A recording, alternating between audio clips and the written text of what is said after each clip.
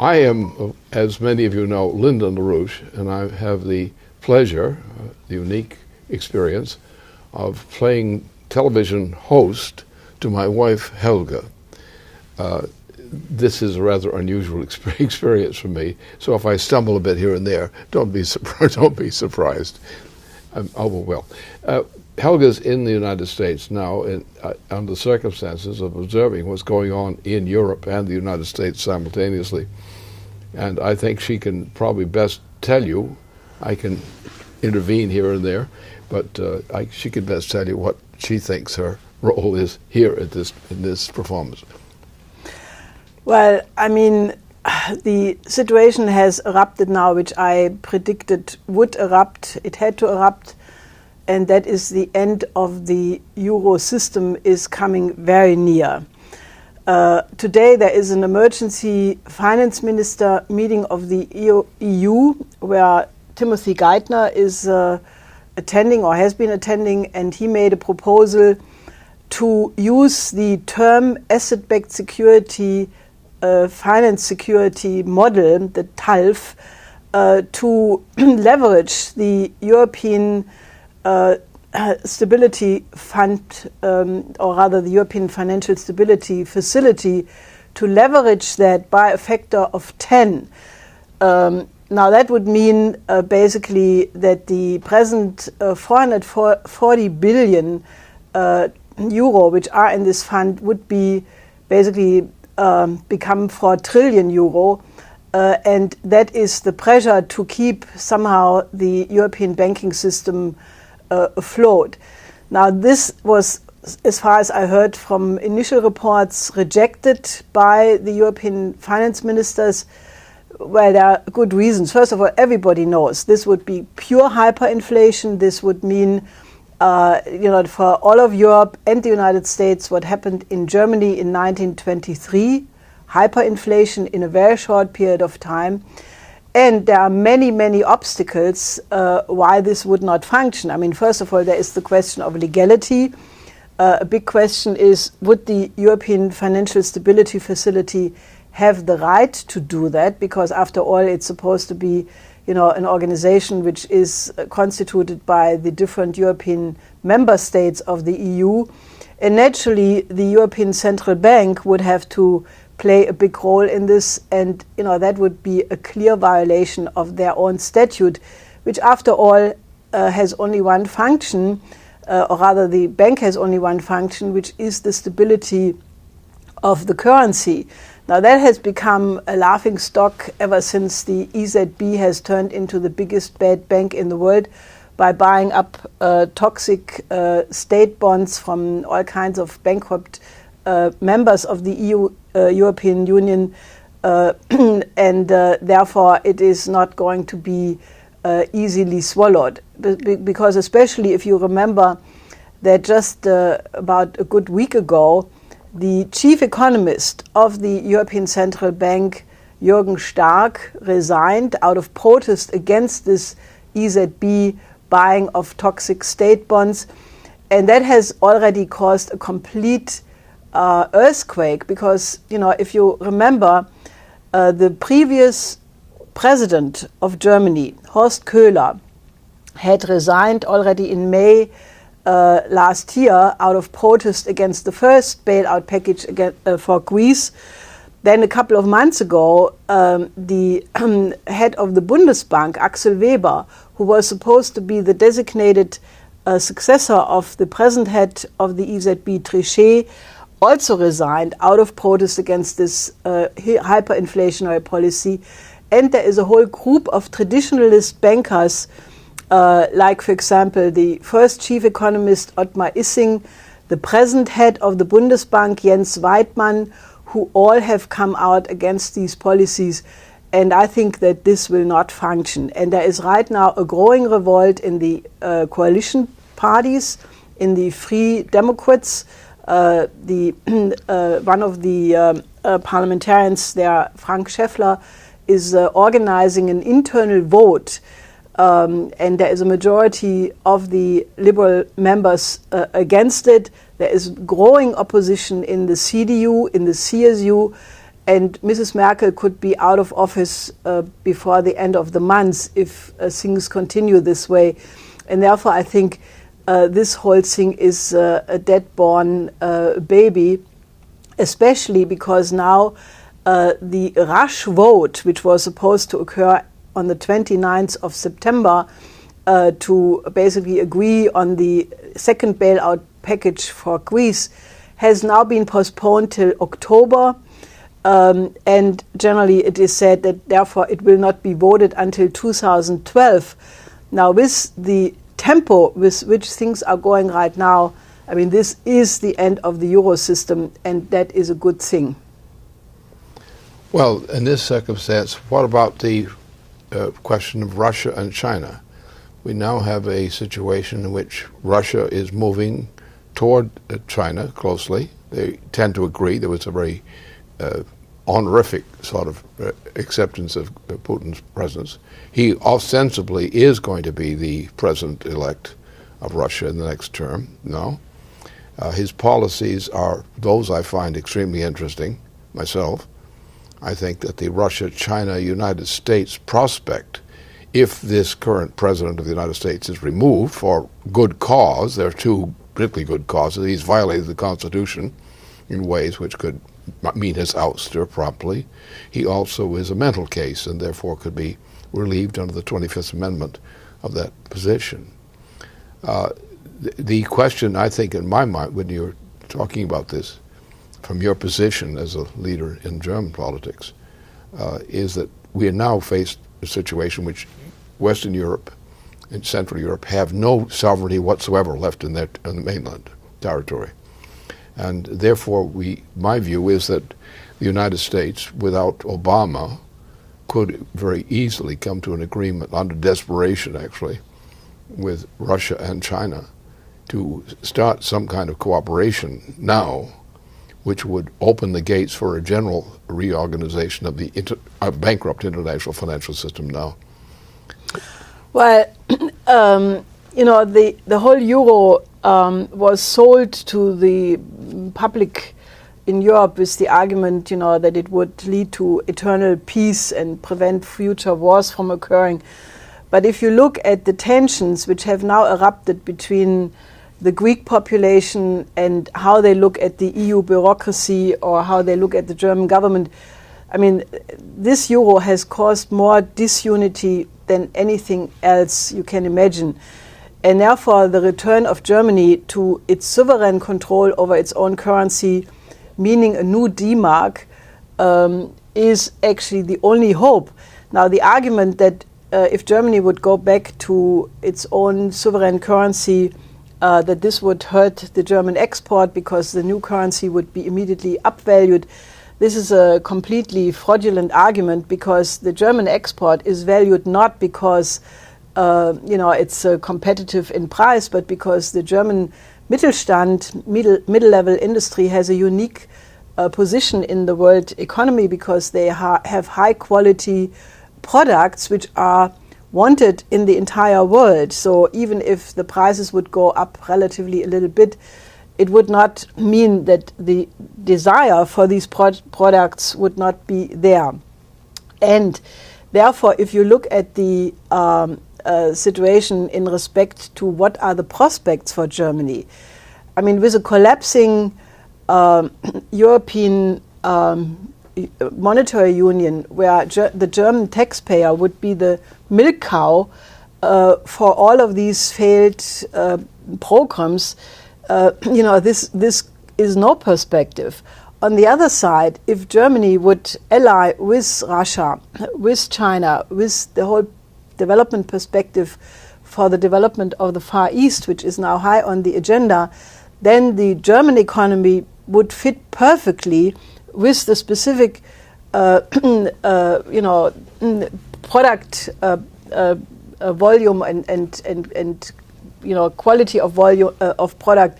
It would be perfect for being integrated with the development of Eurasia.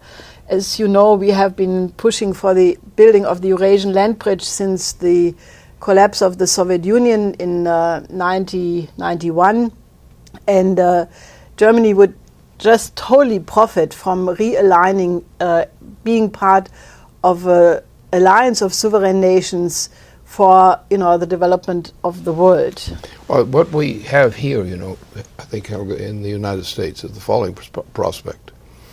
This president is going to go soon. I would hope within a week or two or something like that. He has a mental problem which may require attention by proper officials. He also is not liked anymore in the United States. As a matter of fact, most of the citizens who were formerly Democrats and Republicans are shunning anything to do with the Democratic Republican Party generally today because of the disgust with Obama. His conditions have made conditions impossible inside the United States. But the prospect is we have, coming out of the North Pole area, we get into three areas which are crucial for this planet as a whole. And you sort of out of the North Pole. And this includes Russia, Canada as well as the United States, and China. These three countries represent the pillars of any general recovery of the world. They would not be the exclusive of ours, but the three coming together would create the circumstance which India would come in, obviously, other nations would come in at their own choice. This is what I see now is the immediate prospect, even in this closing quarter of this year, that there could be very soon an agreement among China, Russia, and without Obama, the United States, who would take the lead in bringing other nations together around a common principle. This is what I see as the only possible chance for the United States and for Europe now. Germany fits in perfectly. Germany fits with China perfectly. It's a real potential there. But this, I think, is what the option is right now. Well, I look at it also in one other respect, and that is that, in 1989, when the Berlin Wall came down, that was what we called in Germany a historical chance, like it only happens maybe once in a century, because all of a sudden, there was no more enemy. The Warsaw Pact dissolved rather relatively peacefully. And at that time, you had the possibility to make a completely new world order for the 21st century. You stepped in with your proposals, and I collaborated with you on that. First, we called it the productive triangle, which was the idea to take the region from Paris, Berlin, Vienna as one integrated economic region, upgraded through high technology, maglev trains, high temperature reactor, other avant-garde technologies. And then, basically when the Soviet Union dissolved in 91, we extended it immediately to become the Eurasian land bridge, which was the idea to integrate the infrastructure of Europe and to integrate the population dense and highly industrial areas of Europe with those of Asia. And that was a vision which could have changed the whole face of the planet, because it would have meant that all the previous, conflicts and territorial claims and proxy wars and using third world countries for proxy wars would have ended, and you could have used the science driver effect of such a program to also end the underdevelopment of the developing countries. And if that would have been done, Africa would today be a blooming garden with new cities, because you could have had a gigantic technology transfer to those underdeveloped regions of the world. And that was a historic moment, which I think really only lasted realistically from November '89 to maybe May 1990, because then the geostrategic decisions to prevent this from happening on the initiative of Margaret Thatcher, who was an evil spinster, but she had a vicious campaign against Germany at that time, but also Mitterrand, who demanded that the euro should be the price for the German unification, and also Bush Senior. They prevented this from happening, and they answered instead with this idea of the new special relationship between Great Britain and the United States, based on the idea of running the world as an empire.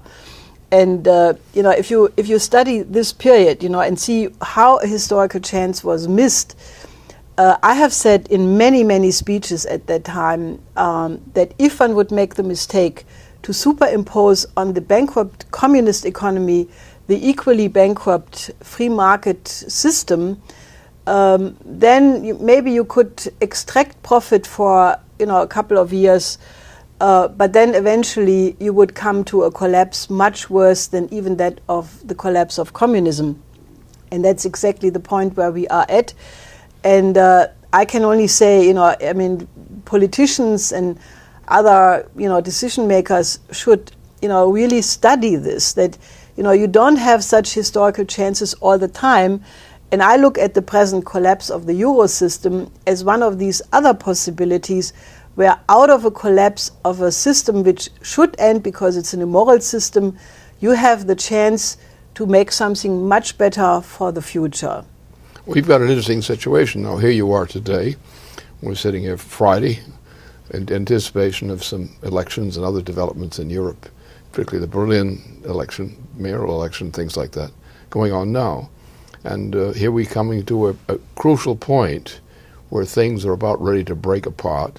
That so far the Obama administration has not succeeded in pulling together the kind of juggernaut that it intends to have for this weekend to take over. Obama is extremely unpopular in the United States now, and that's going to be more clearly perceived as the hours go by, actually, in the United States. So we're in a point where the United States is on the verge of collapse. Europe, from the Atlantic to the Urals, practically, is in a terrible condition. And what is required from the United States now, a new initiative, presuming that we throw this president who is totally disqualified out. He can be for violations of his constitutional responsibilities or simply mental incompetence. He's thrown out. And under those conditions, I think the United States will make a different kind of turn, especially toward Europe and toward Asia. We understand the importance of China as a fulcrum for developing Asia. We understand that the revival of Russia from the circumstances been through as a cooperating partner of China and of, say, Germany, the United States, and so forth. This is the way to go. This is the way we have to go. So I think that maybe we've entered into a very interesting new period of humanity. I would definitely think so, because the only way how you can solve this totally bankrupt financial system is through Glass-Steagall. And the motion in the United States for Glass-Steagall is very strong. I don't know if it's yet strong enough, but there is a lot of recognition that only a return to the policies of FDR, the Pecora Commission, the New Deal, large infrastructure projects like the TVA, but especially as a first step, Glass-Steagall must be done. Now, we have been campaigning in Europe also to have in every European country, in Italy, France, Germany, the Scandinavian countries, also people coming out to discuss the separation of the banks. And there is a good news, and that is that the new elected Prime Minister of Denmark, who is a social democrat, in a recent press conference told our correspondent Michelle Rasmussen, when she asked, will you support the separation of the banks and stronger re-regulation, she came actually out saying that she would introduce Glass-Steagall. So Denmark is just a small country, but it has the advantage of not being in the euro. They still have their Danish crown. And under such crisis conditions, I think even small countries can have a world historical role by acting boldly on what they know has to be done.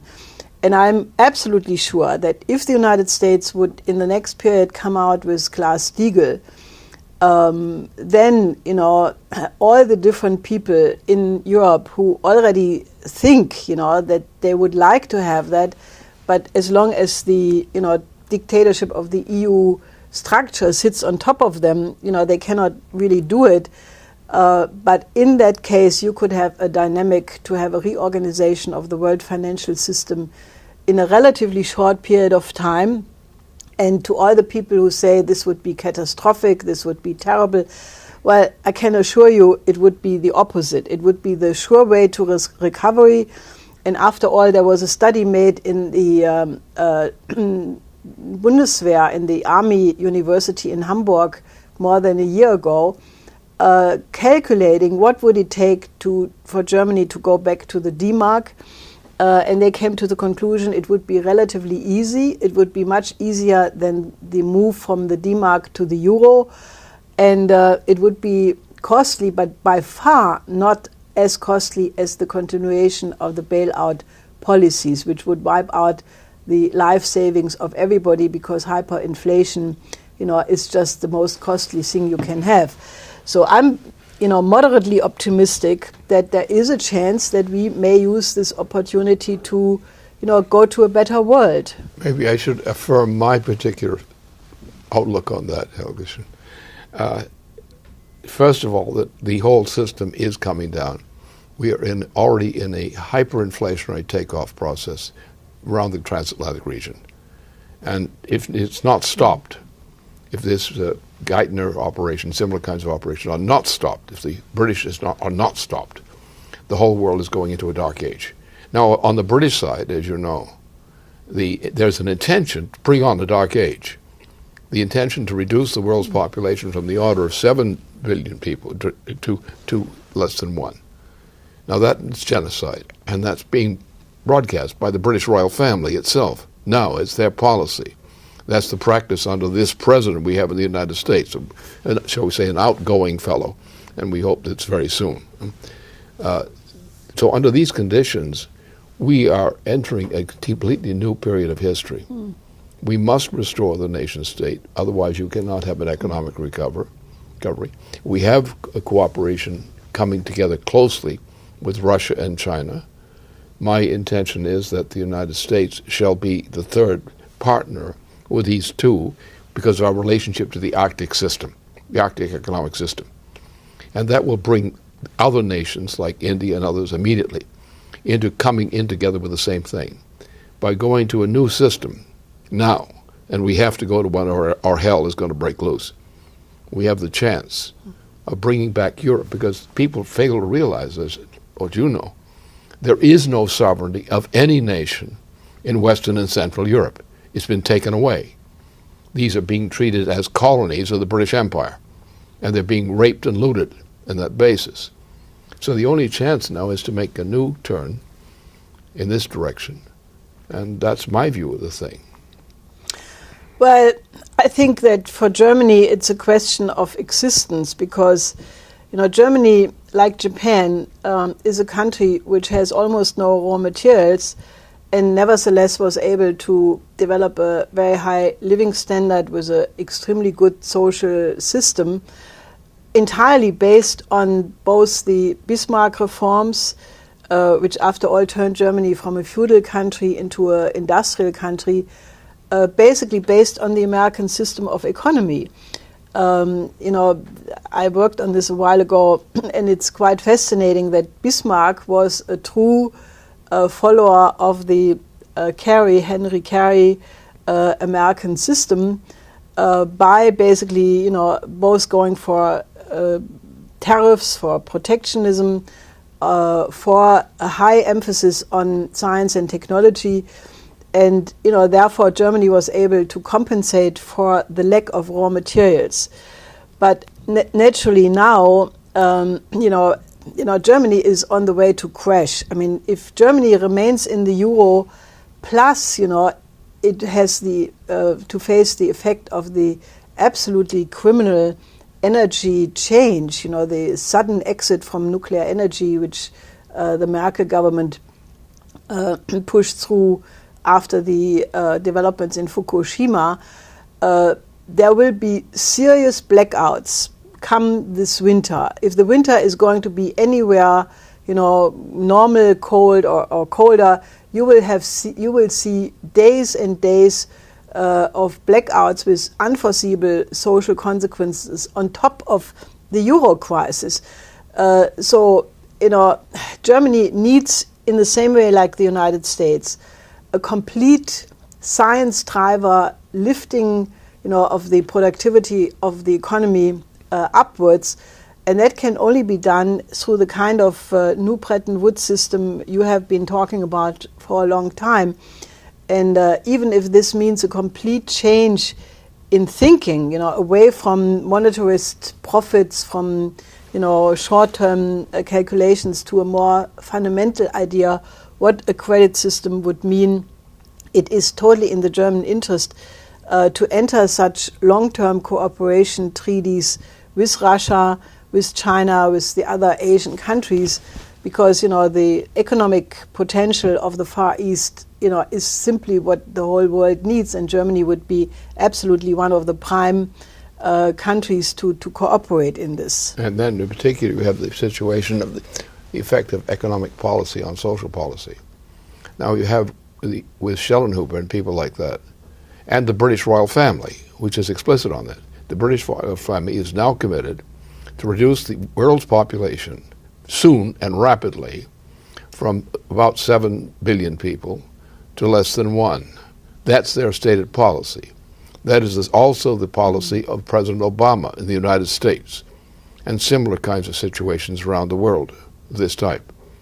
This would probably mean more than a dark age, because we're going into weather conditions in the galaxy now which mankind as a species have never been exposed to.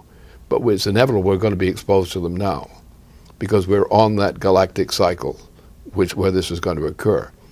Only with technological progress, very high technological process, can we defend the human species on this planet against the kind of weather conditions which are coming in our direction now.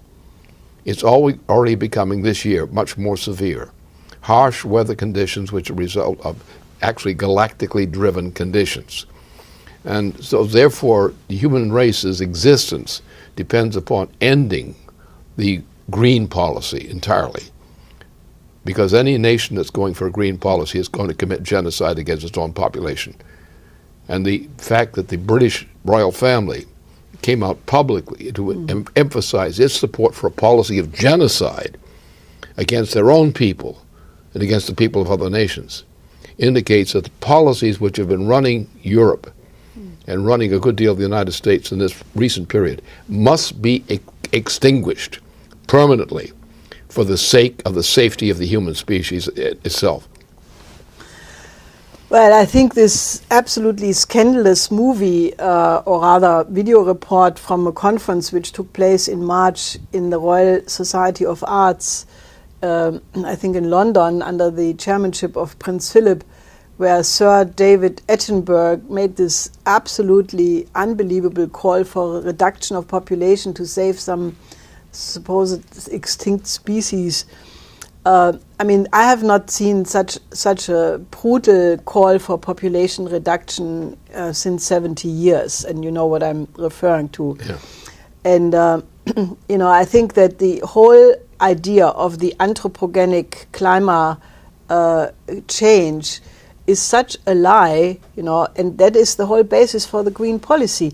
I mean, if you look at the entire basis for the energy shift in Germany, it is the idea that, Schellenhuber made this really insane proposal to have the decarbonization quote of the world economy, which means he doesn't want to only get rid of nuclear energy, but oil, gas, and coal. And naturally, with the so-called decarbonization of the world economy, the world population capacity would be not more than 1 or 2 billion. And that has been the basis for the German government decision to exit nuclear energy. Now, I had some discussions here with politicians in the United States who said that cannot be true. It cannot be true that the German government would actually do this. And I told them, no, it's very serious. and it does not make any sense. It's not reasonable. And, the only people who profit from this going to the entirely renewable energies are the hedge funds. And the hedge funds are sitting mostly in London. And if you look at the boards of the hedge funds, well, there are many lords and other such creatures the management, and it's a complete swindle. Now, I'm campaigning in Germany that this should be stopped. I think there is a counter-revolt because, people realize that they have been had, that the whole basis for the green energy exit is basically a swindle, and it should end. I have a totally vision what Germany should do. For Europe to survive, it's a moral question to develop Africa. You all have seen in the media these horrendous pictures of 20 million people about to die in East Africa alone. And then you can count probably another, millions in Niger, in Mali, in many other countries. The whole continent is being torn apart by civil war, tension, and ethnic problems which are steered from the outside. And I think what we have to do, instead of building this ridiculous desert tech, solar panels in the Sahara, what we have to do is we have to basically redirect the whole question of the Eurasian land bridge and the world land bridge and direct it into the development of Africa. I think that if there would be the political will where a coalition of sovereign European nations would adopt as a mission to develop Africa in terms of existing technologies. This would not require any new breakthroughs or discoveries, just build in infrastructure, ports, roads, railways. You could end hunger in half a year. You could end the super serious poverty as it is now in maybe 5 years. And in 1 or 2 generations, you could have decent living conditions for every person in Africa. And I'm convinced that that is the test if Europe is going to survive as a moral, test for its own existence.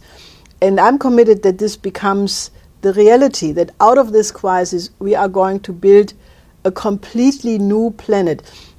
In a certain sense, what we are looking at is the old question of the New Federalist Papers, what Alexander Hamilton was discussing with others. Is mankind able to govern itself? And I think this is now not a question only for America, as it was then discussed, but it's the question for the planet. Can we give ourselves an order, in which the happiness and pursuit of happiness of all human beings on this planet can be guaranteed? And I think it's high time that we end the misery of wars, of solving political conflicts through wars, but that we basically, adjust the political and economic order with the laws of the universe. And then if we do that, then we fulfill also the old vision of my friend and your friend Nikolaus of Cusa, who thought that in any case, that the only way how concordance in the earth could be established, that if you go for the development of all people on this planet. I think you've said it.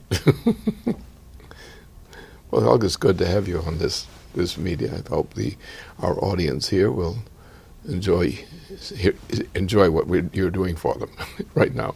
I'm happy to be here. Yeah, I know that. I'm happy to be here too. Good.